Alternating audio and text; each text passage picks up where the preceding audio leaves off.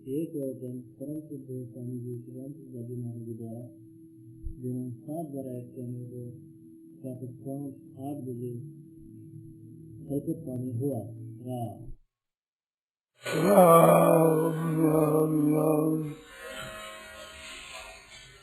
पराकृतमर्वन्दं परं ब्रह्मनिराकृति सौन्दर्य सर्वस्वं वन्दे नन्दात्महो प्रपन्न पारिजाताय तोषवे श्रीगोपालये ज्ञानमुद्राय कृष्णाय गीतामृतगुहे नमः। वसुदेवसुतं देवं कंसचानूरमर्दनं देवकी परमानन्दं कृष्णं वन्दे जगद्गुरुम्। जय श्रीविभूषितकरान् नवनीरदाभात् पीताम्बराधरनिर्मफलाधरोष्ठात् पूर्णेन्दुसुन्दरमुखारविन्दनेत्रात् कृष्णाक्षरं किमपि तत्त्वमहं जाने। हरि ओं नमो परमात्मने नमः श्रीगोविन्दाय नमो नमः श्रीचैतन्यदेवाय नमो नमः। नारायण नारायण नारायण नारायण नारायण नारायण।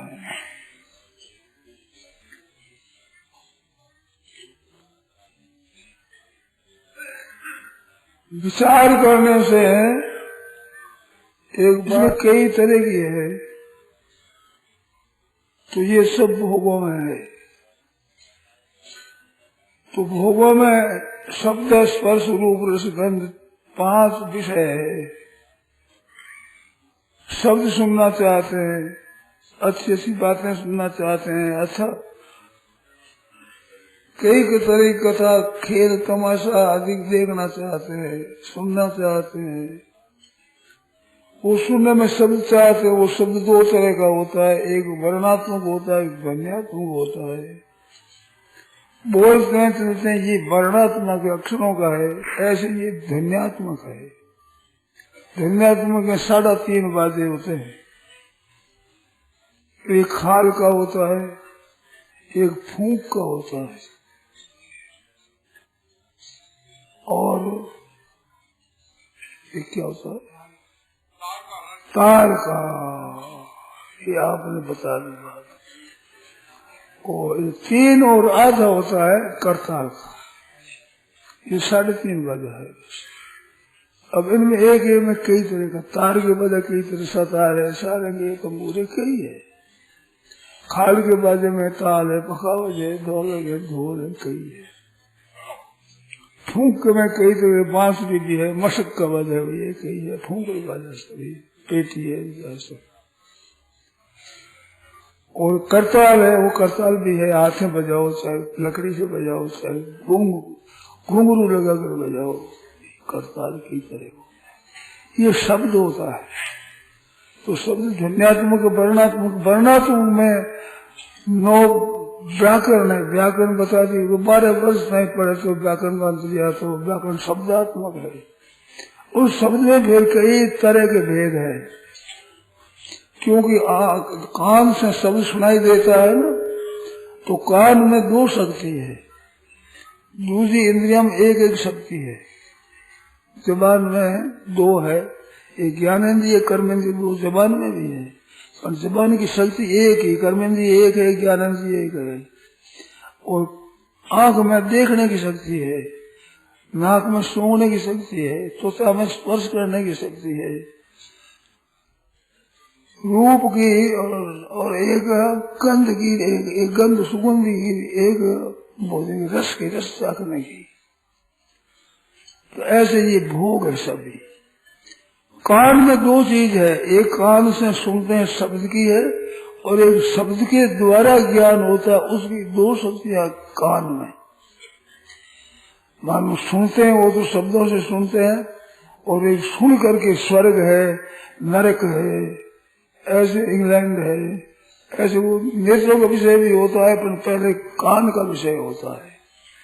तो कान का विषय बहुत लंबा चौड़ा है। ऐसे 5 ज्ञानेंद्रियों का है। आदर का, मान का, सत्कार का ये विषय एक कीर्ति का 2 चीज ये है। आदर सत्कार शरीर का होता है, नाम बरी अपने नाम की होती है। ये सब भोग है, ये सुख भोग के अंतर्गत आ गया।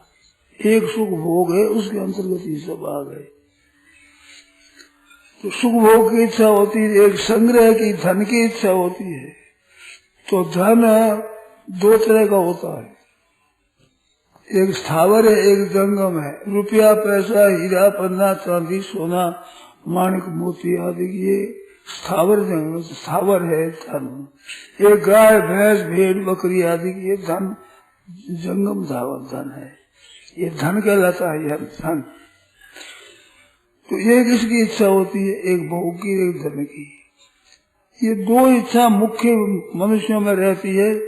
और अच्छे आदमी है, उनके धर्म की अनुष्ठा इससे होती है कि धर्म का धर्म करें, दान करें, पुण्य करें, व्रत करें, उपवास करें, तीर्थ करें। ऐसे धर्म की एक इच्छा होती है। एक होती है जीव के कल्याण की, जो मुक्ति हो जाए, कल्याण हो जाए, उद्धार हो जाए, भगवत दर्शन हो जाए, तत्व ज्ञान हो जाए, जीवन मुक्ति हो जाए, भगवान से प्रेम हो जाए, भक्त हो जाइए। ये चार तरह की इच्छा।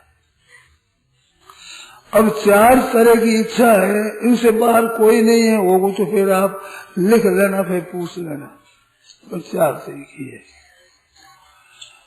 अब चार तरह की तो हमारे चाहना है।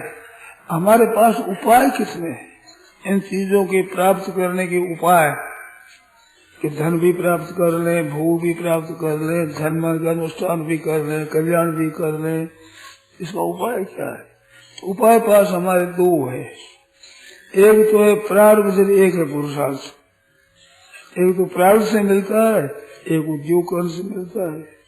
तो दो हमारे पास जरिया है, तीसरा जरिया नहीं है। शब्दों की भी तो अनेक तरह की बातें, पुरुषार्थ की भी तो अनेक तरह की बातें हैं, परंतु मुख्य बात दो ही है। इसको तकदीर और तदबीर भी कहते हैं। तकदीर मानो प्रारब्ध, जैसे पूर्व के जन्म के जो पुण्य पाप है उनसे उससे मिलता है, वो तकदीर होता है। तदबीर जो उद्योग क्रिया की जाती है, क्रिया से एक बात मिलती है, एक ये है। अब इसको हम प्राप्त करना चाहते हैं। तो अब चार तो है, चार और उपाय है दो। तो क्या करें? भाग लगा दो अपने, दो चीज हो जाएगी। दो है तकदीर की भागी की बात, और दो है पुरुषार्थ की बात। तो भागी पुरुषार्थ की बात क्या है कि पुरुषार्थ की बात धर्म का अनुष्ठान है, पुरुषार्थ है धर्म के अनुष्ठान में, और कल्याण में उद्योग है, पुरुषार्थ है ये। और धन की प्राप्ति में और भोगों की प्राप्ति में प्राप्त की मुख्यता है, और धर्म के अनुष्ठान में कल्याण में अभी किए हुए उद्योग की मुख्यता है। इसमें प्रारब्ध नहीं है इतना। प्रारब्ध का संचित का थोड़ा घात होता है, संचित गौण होता है, और पुरुषार्थ मुख्य होता है। और प्रारब्ध में जो धन मिलना है, जो मिलेगा, नहीं मिलेगा नहीं मिलेगा, वो प्रारब्ध की मुख्यता है। उसमें क्रिया चलेगी नहीं। क्रिया करते हैं दोनों पे चार चार चार चार चार आठ हो जाएगी। क्या आठ क्या हो जाएगा? एक धनवत्ता, एक निर्धनता, उल्टा निर्धनता। एक सुख भोग, एक दुख भोग, एक धर्म का अनुष्ठान, एक पाप का करना, एक बंधन, एक मुक्ति। ये दोनों आठ हो गए। ये इतनी इच्छा हमारी होती है। तो ये दूसरी बात कभी इच्छा नहीं होती। ना कोई दुख पाने की इच्छा होती है, ना निर्धनता की इच्छा होती है, ना पाप करने की, ना गाड़ी बंधन की। परंतु भ्रमण पड़ने के कारण से इच्छा दुख की नहीं होती है, परंतु दुख का काम करते हैं। पुण्य से फल में छंती, पुण्य में छंती मानवा। पुण्य का फल जो सुख होता है, उस सुख को तो चाहते हैं, पर पुण्य को नहीं चाहते हैं, पाप करते हैं। तो भाई करोगे जैसे फल तो मिलेगा ही। तो पुण्य नहीं करके पाप करते हैं, इस बात दुख पाते। ये पाना ही पड़ेगा, अनिवार्य है, इसको कोई हटा नहीं सकता। तो पुण्य से फल में छंती, पुण्य का फल तो चाहते हैं, पुण्य में छंती ना, पुण्य नहीं करना चाहिए, धर्म करना नहीं चाहते।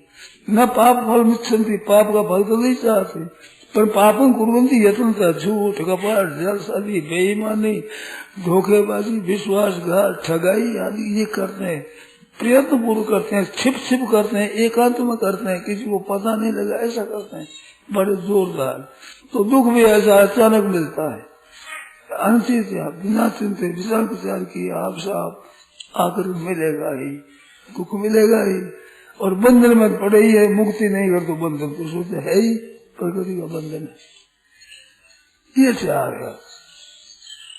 अब इसमें शंका है, विचार करना है कि हम जो काम करते हैं उसमें कर्म की प्रधान है कि भाग्य की प्रधानता है। ये शंका बहुतों के रहती है मन में, प्रधानता किसकी है? तो प्रधानता भाग्य की है, प्रधानता पुरुषार्थ दोनों की है। इसमें प्रधानता जीव का कल्याण करना, धर्मानुष्ठान करना, इसमें तो पुरुषार्थ की प्रधानता है। और धन की प्राप्ति होने, भोग प्राप्ति, इनमें प्रारब्ध की मुख्यता है कि मैं करो कितना ही परंतु होगा वैसे ही। एक ही बाजार में आदमी खरीदी करता है, बिक्री करता है, बिक्री करता है, उसके मन में तो है कि मैं नफा है, और खरीदी करता वो खरीदने में नफा है।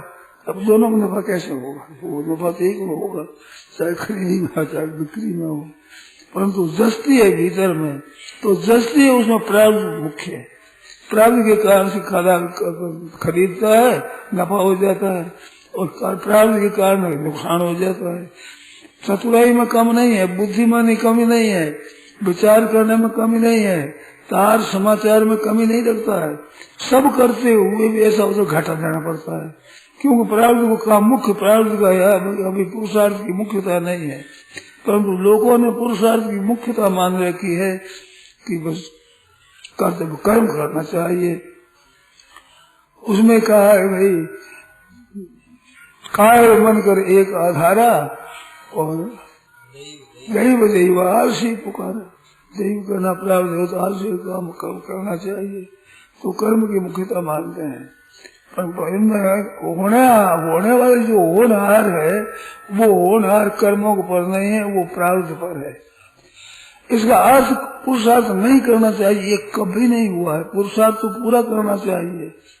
तो प्रारब्ध से होगा, कोई पुरुषार्थ क्यों करे? कि पुरुषार्थ नहीं करोगे तो अगारी प्रारब्ध खराब बढ़ेगा। जब काम नहीं करोगे अच्छा, तो अगारी दुख है, दुख का प्रारब्ध बढ़ेगा। इस बात से पुरुषार्थ करना चाहिए। और आलसी हो जाओगे, प्रमादी हो जाओगे, जीवन आपका निरर्थक हो जाएगा। आज यही बात हो रही है, पाप के साथ धर्म संबंध मानते हैं, और पाप के साथ साथ झूठ कपट बेईमानी ठगी धोखेबाजी अधर्म कार्यों को मुख्य मानते हैं। दोनों ही बड़े भारी घाटे की बात है, परंतु कोई समझता नहीं, जानता नहीं, समझते नहीं। ये दोष नहीं है, समझना चाहते नहीं। हमारे तो मुश्किल इसमें ही होती है ज्यादा। समझना चाहे तो ठीक आ जाए, पर समझना ही नहीं चाहते। अपने ही समझते हैं, हम समझते हैं वो ठीक है, तो उसे समझते ही नहीं। एक ऐसी बात कहावत है कि शेर भर अकल मिली, जिसमें 15 में मेरे पास है, एक आने में दुनिया को सलता है। समझो, एक आना अकल में 15 में अकेले में है, ऐसा अकल का अभिमान है। तो अकल का अधूरा और गांठ का पूरा मिलता नहीं। मैं समझ मेरे में कम है, ऐसा आदमी नहीं मिलता। भीतर से भी मैं कम समझता हूँ, ऐसा नहीं मिलता। और धन मेरे पास बहुत है, गांठ का पूरा नहीं मिलता। गांठ का तो अधूरी अधूरी अधूरी अधूरी 2 10 20 50 भये 100 हो, 1000 तो लाख मांगेगी, कोटि अरब खरब बने, तृष्णा अधिक की आग लगेगी। स्वर्ग पाताल को राज मेरे, तू तृष्णा अधिकी अधिक आग लगेगी। सुंदर एक संतोष बिना सठ तेरी, तो भूख कबू न भगेगी। वो कमी रहेगी, पूर्ति किसी होते ही नहीं। तो अकल का अधूरा गांठ का पूरा मिलना मुश्किल है। आदमी विचारवान है, वे अकल के भी अधूरे मानते हैं कि हमारे में समझ कम है, और उसमें भी कम मानते हैं। धन है तो इसमें पूरा मानते हैं, अपने तो भगवान ने दिया उसमें बहुत है। अनुत्तम सुख लाभ, संतोष तुल्यम निधि, जितना मिला उसमें संतोष करना चाहिए। तो संतोष किस में करना चाहिए? 3 में संतोष करना चाहिए। स्वदारे भोजने धने, अपने स्त्री पुत्र परिवार मिल गया उसमें, और भोजन जैसा वक्त मिल जाए उसमें, और धन पुरुषार्थ कर्म जो मिल जाए उसमें, तीन में संतोष करना चाहिए। संतुष्ट नहीं मगर तीन में संतोष नहीं करना चाहिए। दान करने में संतोष नहीं करना चाहिए, जप करने में संतोष नहीं करना चाहिए, शास्त्रों के पढ़ने में सत्संग में संतोष नहीं करना चाहिए, क्योंकि ये पुरुषार्थ मुख्य करने से होगा, संतोष नहीं होगा ये। और धन संपत्ति वैभव परिवार और भोजन ये पुरुषार्थ नहीं होगा, तो इसमें क्यों इनमें संतोष करो, जो मिल गया भगवान ने दे दिया ठीक है। संतोष का अर्थ ये नहीं कि काम न करना, उल्टा मत समझ लेना। संतोष का अर्थ प्राप्त हुआ उसमें तृप्त रहना और उद्योग करना। पर उद्योग करने में धन के लिए उद्योग करता है, एक तो एक कर्तव्य का पालन करता है, तो धन के लिए करने से धन अधिक हो जाएगा ये कारण नहीं है। किंतु आलसी प्रमादी होगा तो दुख पाना पड़ेगा, वृक्ष आदि की जोनी होगी, लोक परलोक दोनों बिगड़ जाएगी।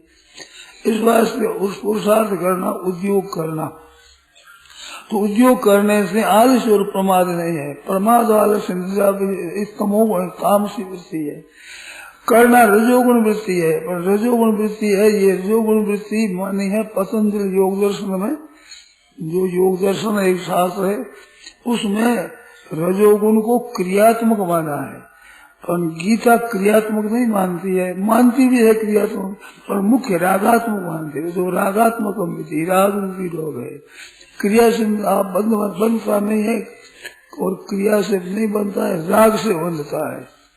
युद्ध का मौका था ना, इस वास्ते क्रिया मात्र रजोगुण नहीं है। कर्म को सात्विक राजस तामस तीन विभाग बताया गीता ने। सात्विक कर्म होता है, राजस कर्म होता है, तामस कर्म होता है। और क्रिया को रजोगुण मानती भी है गीता, उन गौण है। प्रकाशंच प्रवृत्ति मोह में पांडव न द्वेष्टि संप्रवृत्तानि न निवृत्तानि कांक्षति। तो इसमें ये बात लिखी है भी, प्रकाश प्रवृत्ति मोह ये तीनों गुण है। प्रकाश सतोगुण का है, प्रवृत्ति रजोगुण की है, मोह तमोगुण का है। तो क्रियात्मक रजोगुण भी मानना है गीता में, पर बंधन कारक क्रियात्मक रजोगुण इतना नहीं है। निषिद्ध कर्म करे तो वो बांधता है, क्रिया मात्र नहीं है, राग बांधने वाला ही है। तो दोषी रजोगुण राग है, क्रिया इतना दोषी नहीं है। वो तो कर्म दोषी करोगे तो दोषी बन जाओगे, नहीं तो कर्म शुभ करोगे, निष्काम भाव से करोगे तो मुक्ति हो जाएगी, और भगवत संबंधी करोगे तो कल्याण हो जाएगा। नाम से करो, कीर्तन करो, पद गाओ, ये क्रिया है, क्रिया होती होगी सत्यमुख है, सत्यमुख होकर गाड़ी कल्याण करने वाली हो जाएगी। इस बात से क्रिया मात्र रजोगुण है, ऐसा गीता नहीं कहती। ये अवस्था है।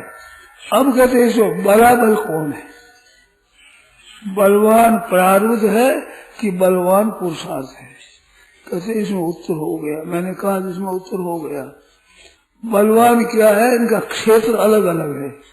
बलाबल का विचार तब होता है जब एक जगह आकर के युद्ध करे दोनों, तो बलाबल का विचार होता है भाई बलवान कौन है, निर्बल कौन है। अरे भाई कर्म का तो सब क्षेत्र है, धर्म का अनुष्ठान और कल्याण करना, और प्राप्ति का क्षेत्र है धन की प्राप्ति, भोग की प्राप्ति। तो दोनों क्षेत्र अलग अलग है, पुरुषार्थ अलग है, प्राप्ति अलग है, तो लड़ाई होती नहीं। बलाबल विचार तो एक जगह दोनों आ जाए तब बराबर का विचार करता है। तुल्य बल विरोध होता है, तुल्य बल होना चाहिए, अन्यत्र लब्धावकाश एक युद्ध पर प्रवेश, तुल्य बल विरोध है तो तुल्य बल दोनों में लड़ाई होती नहीं, क्षेत्र ही अलग है। अब कर्म बड़ा है कि युक्ति बड़ी है, कि युक्ति है, कर्म के बिना युक्ति काम की नहीं है। युक्ति कर्म का साथ देने वाली है, वो कर्म के साथ साथ वेद काम के साथ युक्ति है, वह तो ठीक। और दूसरी युक्तियों से जो नास्तिकता आ जाए वो युक्ति खराब है, बहुत पतन करने वाली है। इस वास्ते ये ब्रह्म दर्शन में जो वेदांत दर्शन है उसमें लिखा तर्का नाम अप्रतिष्ठानात्, केवल युक्तियों की प्रतिष्ठा नहीं है, इज्जत नहीं है। धर्म के सही तो इज्जत है, और पाप के साथ मिल जाते फड़ी फजीती है उसकी। तर्कता माँ को तर्कता, तर्क करो और कुतर्क मत करो। युक्ति लाओ, विरुद्ध युक्ति मत लाओ। तो युक्ति की खास कोई महिमा नहीं है, महिमा कर्म की और प्रारब्ध की है। तो तुर्क युक्ति उसमें साथ चलती है तो ठीक रहती है। आज की जनता प्रमाण को नहीं मानते, गीता में लिखा है, भागवत में लिखा है, उपनिषदों में लिखा है, वो नहीं मानते। युक्ति बात हो तो चुप हो जाए आदमी। तो शास्त्र में क्या कहा है, तस्मात् शास्त्रम प्रमाणन्ते कार्या कार्यवेशो, कर्तव्य और अकर्तव्य में शास्त्र ही प्रमाण है। गीता कहती है ज्ञात्वा शास्त्र विधान हो कर्म कर्म को तुम्हारे से, शास्त्र की विधान है समझ करके कर्म करना चाहिए। तुम्हारे वो शास्त्र कहे वो करना चाहिए, निषेध करे वो नहीं करना चाहिए। शास्त्र मुख्य रखा है इसमें। शास्त्र है उस श्रेष्ठ पुरुष है जो कि अपने स्वार्थ का त्याग करके दूसरों के हित के लिए काम करते हैं, वे श्रेष्ठ पुरुष है। श्रेष्ठ पुरुषों के वचन प्रमाण मानना चाहिए और शास्त्र में श्रेष्ठ पुरुषों के ही वचन है। श्रेष्ठ पुरुषों में भगवान और भगवान के भक्त दो हैं। हेतु रहित जग दुख उपकारी, तुम तुम्हारे सेवक सुधारी। एक भगवान और एक भगवान के सेवक, ये बिना स्वार्थ करने वाले हैं, तो इनकी बात माननी चाहिए। ये दो मुझे जो स्वार्थ में सकल जगमाही सुपने ऊपर परमार्थ नाही, तो दूसरे लोग स्वार्थ में लगे हुए हैं, परमार्थ नहीं लगे, उनके वचन इतने प्रमाणित नहीं होते। कि स्वार्थ होता है कि इतने लेना है तो उसके प्रमाण नहीं होते। वचन प्रमाणिक होते हैं कितने किसके, जिसमें ना स्वार्थ है, चार दोष है, हमारा वाणी के चार दोष है, जिसमें भ्रम प्रमाद विपसार करना पाते हो। चार दोष है वाणी में। वे दोष रहित वाणी होती है वो मान्य होती है, दोष सहित वाणी नहीं होती। क्या कहने वाला जो किसी विषय का प्रतिपादन करता है, व्याख्यान सुनाता है, दूसरों को समझाता है, तो सबसे पहले आप खुद निस्संदेह होना चाहिए। खुद के संदेह रहेगा तो वो ठीक विवेचन नहीं कर सकेगा। साफ बिल्कुल जैसे दोपहर के समय तमसस ठंड भास्कर, खूब प्रकाश दो चंद्रमा सूर्य, उनमें जैसे दिखता है, ऐसे जिस विषय का वो प्रतिपादन करे, दूसरों को समझावे, तो खुद के भ्रम नहीं हो, निस्संदेह हो। तो ये दोष संदेह होगा तो अच्छी बात नहीं कह सकेगा, ठीक तरह से कहने में मुश्किल हो जाएगी। एक प्रमाद है, कहने में प्रमाद करता है, कह दिया सुनते नहीं सही, यूं ही सही, यूं ही, वो प्रमाद होता है। प्रमादो अनवधानता, असावधान कहते हैं, उसका वचन का प्रमाण असर नहीं पड़ता लोगों पर, और उसके कहने से करना चाहिए भी नहीं, भ्रम है, प्रमाद है। एक लिप्सा है, लेने की इच्छा है, तो लेने की इच्छा मन में रहती है, वो कहता है, उसका वचन इतना दामी नहीं होता। वो युक्ति बढ़िया भी कह देगा, शास्त्र की बात कह देगा, सब कुछ, परंतु वो मान्य नहीं होता। कारण की लिप्सा है, लेने की इच्छा है भीतर में, तो लेने की इच्छा है। स्वार्थ की जहाँ भावना होती है, उनके वचन इतने प्रमाणित नहीं होते, वो मान्य नहीं होते, सब प्रमाण नहीं होते। और ये करना पाठो एक समझाने में शक्ति, जैसे कोई हिंदी जानता है, अब अंग्रेजी सुनावे तो क्या समझेगा, अंग्रेजी समझेगा, अंग्रेजी समझा रहा है, हिंदी में बैठे हुए जानते नहीं अंग्रेजी, तो अंग्रेजी क्या समझेगा। तो करना पाठव है, बोलने की शक्ति ठीक नहीं है, युक्ति ठीक नहीं है, शास्त्र का प्रमाण अपने ठीक तरह से कहना नहीं आता, ठीक तरह से समझना नहीं आता। कारण जो है, हर एक काम करने के जो साधन है उनमें पटुता नहीं है, तो वो करना पाठव दोष होता है। इन दोषों से कई बात है जिसका प्रमाण नहीं होता। तो ये बात है साहब। तो प्रारब्ध और पुरुषार्थ और युक्ति, इनकी बात संक्षेप से मैंने कही। गीता में देखना चाहे तो 18वें अध्याय का 12वां श्लोक है, अनिष्टम इष्टम मिश्र त्रिविधि कर्मणा फलम भवत्यत्यागिनाम प्रेत्य संन्यासिनाम क्वचित। तो कोई जानना चाहे तो 18वें अध्याय का 12वां श्लोक है, इसकी व्याख्या पढ़े, बहुत बातें खुल जाएगी। प्राप्त की, पुरुषार्थ की, युक्ति की, कैसे बात है, कौन प्रमाण है, क्या मानना क्या नहीं मानना चाहिए, क्या जानना है क्या नहीं जानना चाहिए, सब बातें उसमें खुल जाएगी। अब एक बात बताएं कि प्रारब्ध की प्रधानता है कि कर्म की प्रधानता है। अभी वर्तमान में कर्म करते हैं ये ठीक है अथवा प्रारब्ध ठीक है, तो इनके दोनों का एक जगह नहीं है, दोनों जगह। इनमें एक बात बताओ, एक कहानी सुना है आपको। एक कोई अच्छे वैद्य थे, उसके पास रोगी आया। वो रोगी आया कि महाराज हमारे पेट की भी बड़ी पीड़ा हो रही है, पेट में दर्द हो रहा है, तो पेट में दुखता है, दर्द हो रहा है, क्या करूं कैसे करूं, और आंख भी खराब हो रही है, दुखती भी है और खटकती भी है और ठीक से दिखता नहीं है, आंख की बीमारी है। उसको लेटाया, पेट देखा, दबाया बजाया, सब कुछ देखा, पेट ठीक है, इस बात है। आंख को भी देखा, ठीक से संभाला। इतने में एक और आ गया, उसने कहा कि महाराज मेरा पेट में बहुत पीड़ा हो रही है, दर्द हो रहा है, कोई दवाई दो, और आंख में पीड़ा हो रही है। जिनका क्या हवा चली, एक ही बीमारी फैल गई, पेट की बीमारी आंख की बीमारी एक ही, जैसा मर्जी यही बात है। तो उसको भी देखा, देख कर कह दिया कि तुम जाओ, ये पुड़िया है, तो लिख दिया उनको, ये आंख की बीमारी की पुड़िया दे दो और ये इनको पेट की दे दो, दोनों पुड़िया दे दी। दोनों पुड़िया जाके वहां से ले लो, वहां से मिलती है, दे दिया। वहां जाकर उसने कहा कि हमारे ये दो दवाई, तो उसने पुड़िया बांध कर दवाई दे दी।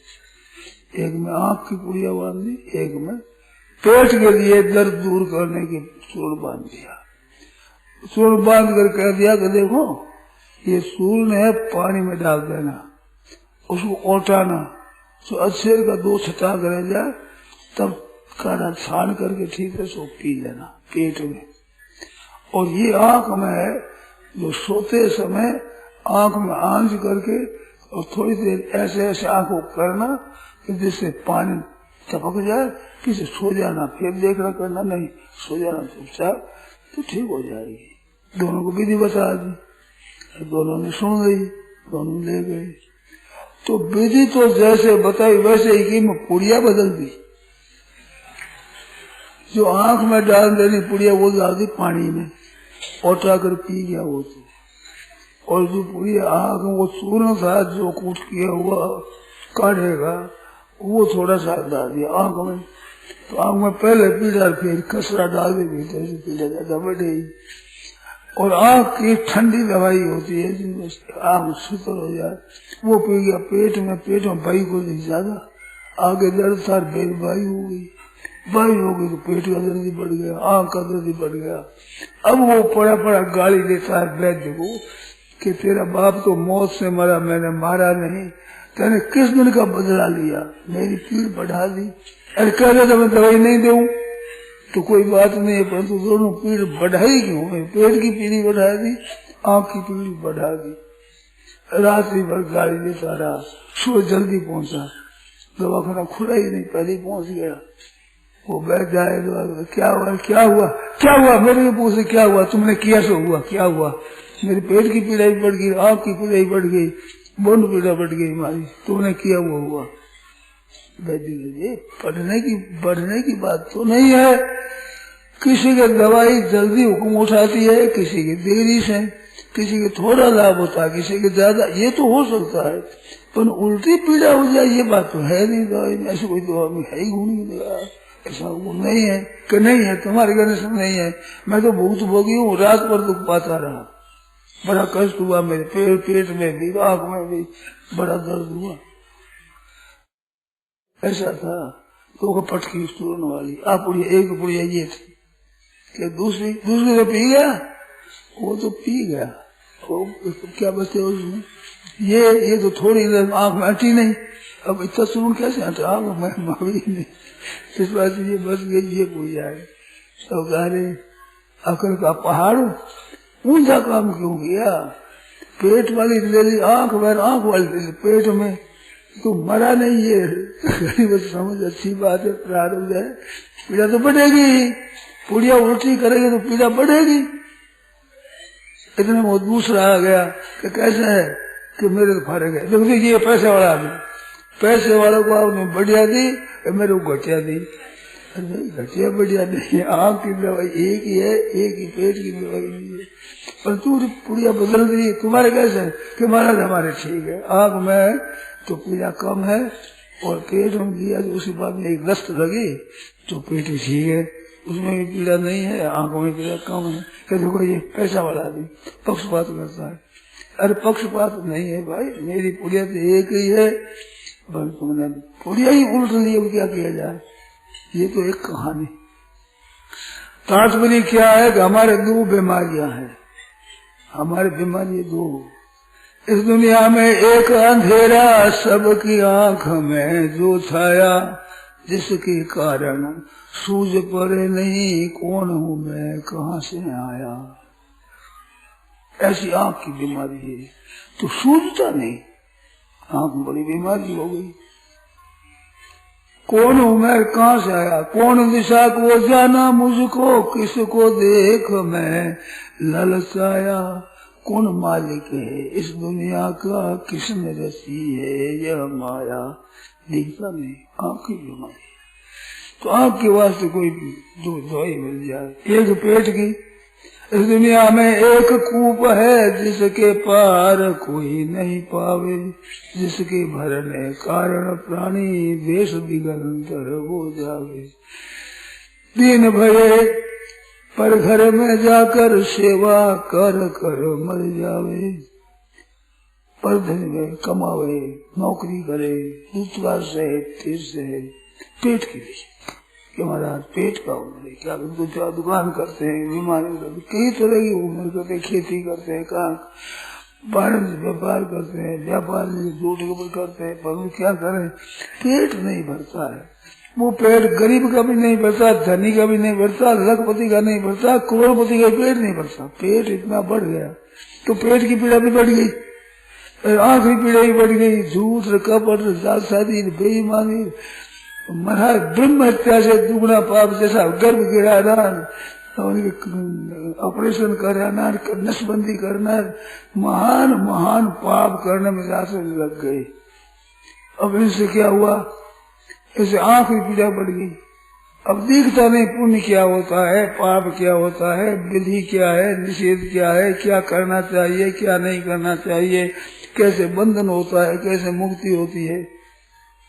आंख की पीड़े अंधेरा इतना बढ़ गया। पहले ही लोग झूठा लिखता, कोई झूठा पुर्जा बना देता तो लोग कहते झूठ, राम राम राम राम राम राम, धोड़े पर काला, धोड़े पर काला। धोड़े पर काले अर्थ क्या है, धोड़ी होती है गाय, काली होती है छुरी। तो झूठ लिखना, गऊ के गए छुरी मारे जितना पाप समझते थे, आज बही की बही झूठी, पुर्जा झूठा, क्योंकि आंख दिखती नहीं, आंख की बीमारी बढ़ गई। तो पता नहीं लगा पाप क्या होता है, पुण्य क्या होता है। करो पाप, खाओ धाप गई, यह बात हो गई। और बड़ो कर्म के फूटे कर्म, करो धर्म के फूटे कर्म, धर्म करो फूटे कर्म, पाप करो खाओ धाप, बहुत सब। तो दोनों पीड़ा बढ़ गई, पेट की पीड़ा भी बढ़ गई, खर्चा बढ़ गया, काम कर इसमें खर्चा बढ़ गया। कहते हैं कि आजकल महंगी होगी, महंगी कुछ नहीं हुई है, रुपयों की इज्जत घट गई। रुपया पहले के दामन में था, ये अपना पहले कर्जदार रुपया है वो 50, 60, 70 का, 80 का, 90 का रुपया आज भाव है, ऐसा सुना है हमने, पूरा पता नहीं है। 100 तक भी सुना है कि 1 रुपये के 100 रुपये मिलते हैं, तो घट गया बात में 1 रुपये में अब 50, 60 रुपये, 70 रुपये, 80 रुपये। 1 किलो घी मिले 80 रुपया लगे, तो 1 रुपये का 80 रुपया लगे, तो रुपये ऐसी रुपये से हुआ, हिसाब से रुपये से हुआ कि नहीं। महंगा हो गया, महंगा महंगा गिनती ज्यादा होगी। अब है तो चीज तो उतनी है, तो महंगाई होगी।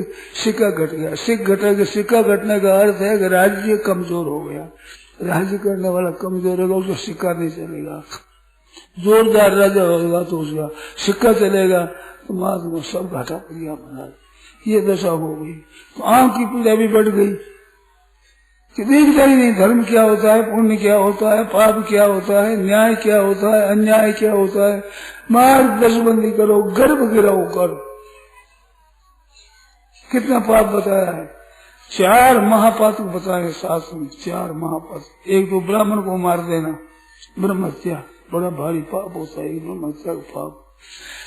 ऐसे ही गुरु पत्नी गमन, व्यभिचार मात्र पाप है, पर गुरु पत्नी माँ से भी ज्यादा पूज नहीं हुआ है, उसको कुदरत से देखना, ये पाप ये है। एक मदिरा का पीना बहुत फैल गई, जिसमें अंग्रेज दवा एलोपैथी में तो मदिरा होता ही है, होम्योपैथी में मदिरा की पुष्ट लगती है, दवाइयों में मदिरा, और कोरा खास मदिरा खुद पीने लग गए।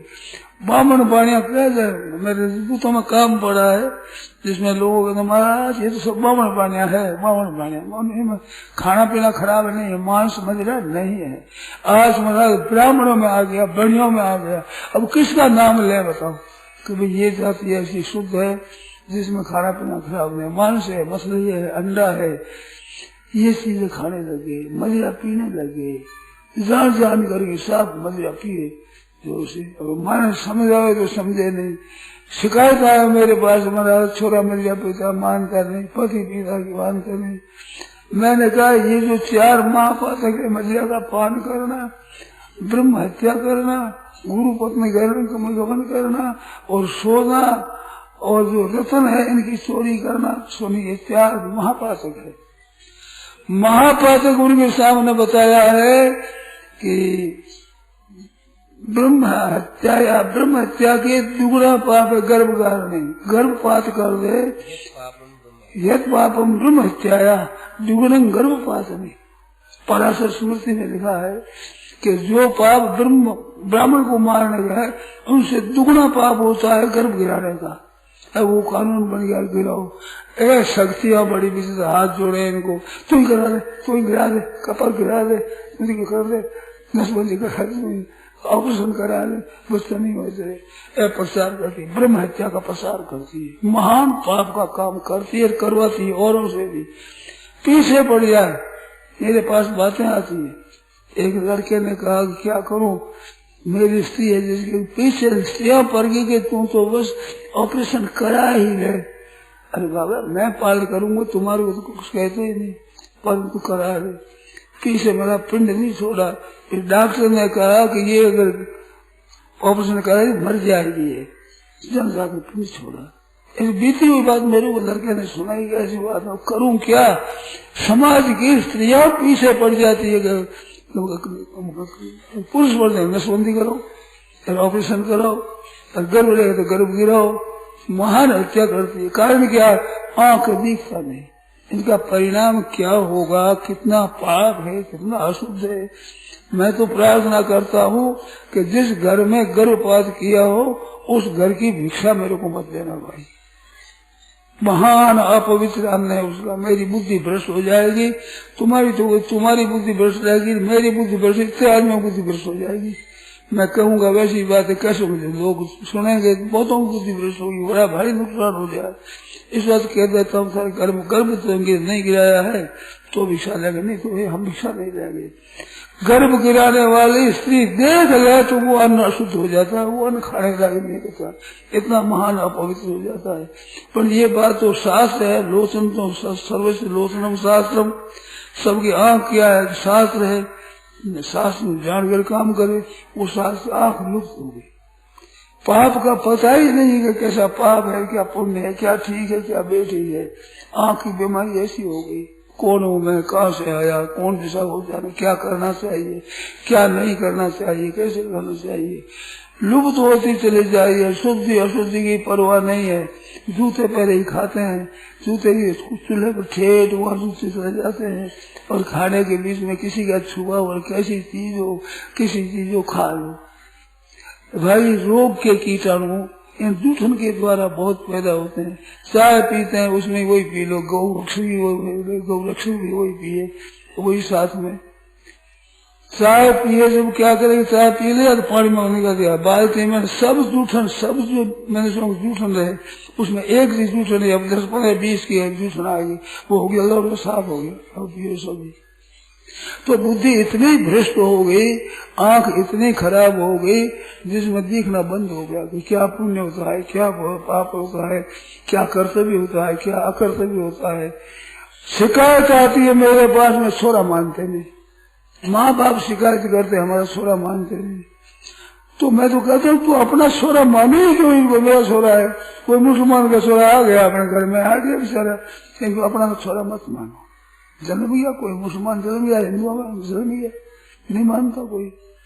हिंदुओं में कारण नहीं, मुसलमानों का कारण नहीं। कारण क्या है, मानते ही नहीं। कहना कैसे माने, आप अपने बाप को माँ बाप का नहीं मानते तो ये तुम्हारे कैसे माने। तुम अपने माँ बाप को मानते, तेरा जय हुआ भी मानता, पर आप मानते नहीं। ना सास का आदर करते, ना ससुर का करते, ना जेठ का करते, ना जेठानी का करते, ना बड़ी ननद का करते, आदर नहीं करते, निरादर तिरस्कार करते। कारण क्या, आंख की बीमारी, दिखता नहीं। नतीजा क्या होगा इस बात को जानते नहीं, सोचते नहीं, विचार ही नहीं करते कि भाई बड़े भारी पाप की बात है, अन्याय की बात, हम कैसे करें, मैं पाप और पुण्य क्या होता है। तो आंख की बीमारी बढ़ गई, इधर खर्चा बढ़ गया। बेटी की शादी करो तो लाखों रुपया चाहिए, लड़कियां बड़ी होगी, 20, 25, 28, 28 वर्ष की कन्या हो गई। बड़ा भारी पाप बताया है, कन्या स्त्री धर्म में हो जाए तो माँ बाप को बड़ा भारी पाप लगता है। अब कैसे ब्याह है बताओ, रुपये चाहिए ज्यादा, रुपये चला कहाँ से चीजें होगी महंगी, पैदा होगी कमती, जरूरत बढ़ा दी ज्यादा, मकान ऐसा बनाओ, फर्नीचर ऐसे लगाओ, इसमें इतनी तैयारी करो, मार कितना ही नया कर दिया। पढ़ाई करने में हम लोग पढ़ते थे, हमें याद है एक तख्ता, उसमें सफेद मिट्टी का पानी डाल के लेप देता और ईंटें घसकर कर देता और गोसा लेकर लिख लेता। ये मेरी पढ़ाई की हुई है। ऐसे उस पार्टी पर पीढ़ी तक पढ़ लेते, पार्टी पढ़ लेती। आज इतनी सामग्री बढ़ गई, इतनी नई पुस्तकें आ गई। पहले पुस्तक रद्दी, कोई रद्दी दूसरा पढ़ो, क्योंकि पैदा कैसे हो पुस्तकों में, तो नई बदलने से पैसा पैदा होता है। पैदा की कोई बात है, अनर्थ कितना होता है। गरीब बालकों की शिक्षा कैसी, अब वेश दान करो तो एक समान वेश होता हो तो पढ़ाई जाओ, नहीं तो पढ़ाई नहीं पढ़ाएंगे। अब वेश इतना बढ़िया कहाँ से लावे बेचारा गरीब आदमी, घर में रोटी मिलने की तंगी है। तो ये दशा हो गई। क्या हो गया, ये पेट की बीमारी बढ़ गई। भोजन है, कपड़ा है, रहन सहन है, मकान है, मकान की सामग्री है, कुर्सी टेबल आदि है, ये इतना बढ़ा दिया, इतना जो पेट की बीमारी बढ़ गई, आंख की बीमारी बढ़ गई। और इस चाल में चलो तो अंधे तो हो जाओगे और महाराज रोटी मिलनी मुश्किल हो जाए, ऐसा हो गई। धन ऐसी जगह में इतना हो गया, क्या तो धन एक जगह ज्यादा हो गया और कई जगह कमती हो गया, तब वो ऐसा आउटपुट हो गया। वर्षा कटी हुई तो ज्यादा होगी, बाढ़ आ गई, अगर वर्षा हुई अब सूखा पड़ गया। ये होगा कब, कि जब आप धर्म व्यतिक्रम करोगे।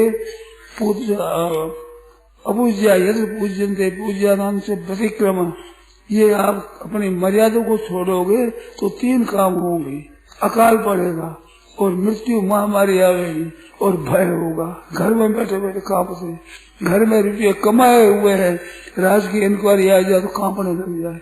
घर का रुपया कमाया हो, अपना रुपया, तो में डर लगे। पहले डाकुओं से, चोरों से डरते तो राज में जाकर शिकायत करते, सागा डाकू। अब राज ही डाकू किसी आगे बोले, कहाँ रूम में जाकर के कहें, किसी को पुकारे, किसी को करे। आंख की और पेट की बीमारी इतनी बढ़ गई, इतनी बढ़ गई, इसका कोई पारावार नहीं। क्यों बढ़ गई, कि पुड़िया उल्टी ले गई। भगवान का भजन महाराज, हमारे भगवान का भजन लिखा नहीं है, सत्संग लिखा हुआ नहीं है। अरे लिखा हुआ नहीं है तो करने का होता है, लिखा हुआ धन है, भोग है, ये है सुनेंगे के भगवान का नाम लिखा नहीं है। महाराज जवान आड़े 100 मन ताड़ो है, अब ताड़े में तोल भी दिए पूरा 100 मन ताड़ा लगा है। हम क्या करें, भजन नहीं कर सकते, हमारा लिखा हुआ नहीं, भजन लिखा हुआ। अरे भजन लिखा हुआ अभी से लिखा हो जाएगा। दफ्तर रात दिन खुला है, दफ्तर लिखा हो जाएगा, परंतु वो करने की नियति खराब। कारण की पुड़िया उल्टी ले ली मूल में, पुरुषार्थ उद्योग सब पेट में लगा दिया और आंख के वास्ते प्रावधान सही है महाराज, हमारे सूझता नहीं, क्या करें, हम तो जानते नहीं। आंधी कोठियां महाराज, मैं तो जानती नहीं, अब आंधी कोठी क्या करें। अरे पीके तो करो, सत्संग करो, सुनो महाराज, भाग में लिखा नहीं। अरे ये भाग में लिखा नहीं है तो पुरुषार्थ है, करने का है, समझो, शास्त्र पढ़ो, सफा से। अब शास्त्र नहीं पढ़ते, गीता नहीं पढ़ते, भागवत नहीं पढ़ते, उपनिषद नहीं पढ़ते, महाभारत नहीं पढ़ते। कितनी विलक्षण महाभारत देवियों में आया आपके, तो उसमें कितने लोगों में श्रद्धा हुई। हिंदू, मुसलमान और ईसाई वे लोग भी देखने लालच हो जाते। वो 9 बजे कितना ही आता था, जिसमें बाजार में कमी होगी, बाजार कम चलता, वो हलाल सब देखने लग जाते। इतनी विलक्षण असर पड़ा कि वो हिंदुओं में कितना विश्वास है। तो शास्त्र तो अपने पास पढ़ा है, मैंने पढ़े ही नहीं तो क्या किया जाए। गंगा जी सामने बहती, मैंने पानी पिए नहीं तो सब मरे हुए, क्या करे, उसका उपाय क्या करे। अरे गंगा जी कह रही है,